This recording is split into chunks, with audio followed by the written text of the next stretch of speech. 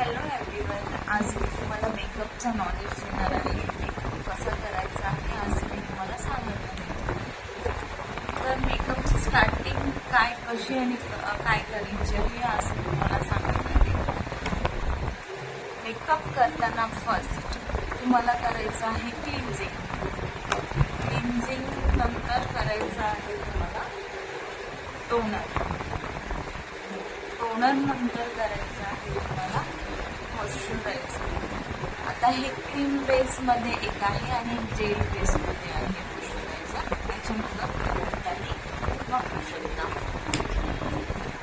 त्यानंतर करायचं आहे तुम्हाला प्रायमर. तर प्रायमर कशासाठी यूज होतो?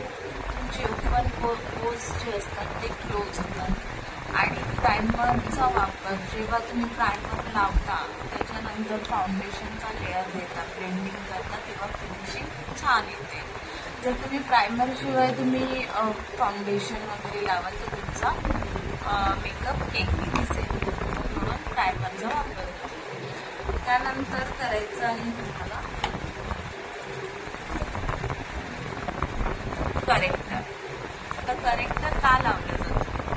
करेक्टरमध्ये तुमच्या स्किनला रेडनेस असेल किंवा तुमच्या स्किनवर डाग असतील किंवा तुमचे पिगमेंटेशन्स असतील किंवा ब्लॅक डाग असतील तर त्यांना हाईड करण्यासाठी करेक्टर असतो. या करेक्टरचा वापर होतो. किंवा डार्क सर्कल वगैरे तुमचे असतात, ते डार्क सर्कल हाईड करण्यासाठी तुम्हाला करेक्टरचा वापर केला जातो. त्यानंतर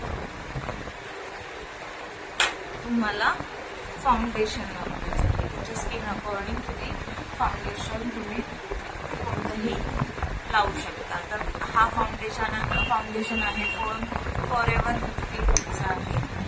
तर तुम्ही कोणत्याही कंपनीचा यूज करू शकता. बरेचशाच कंपनी आहेत, हा मी करते यूज. त्यानंतर तुम्हाला करायचं आहे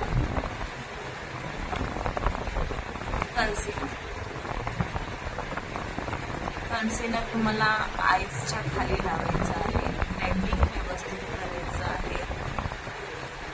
त्यानंतर तुम्हाला करायचं आहे हायलाइटर.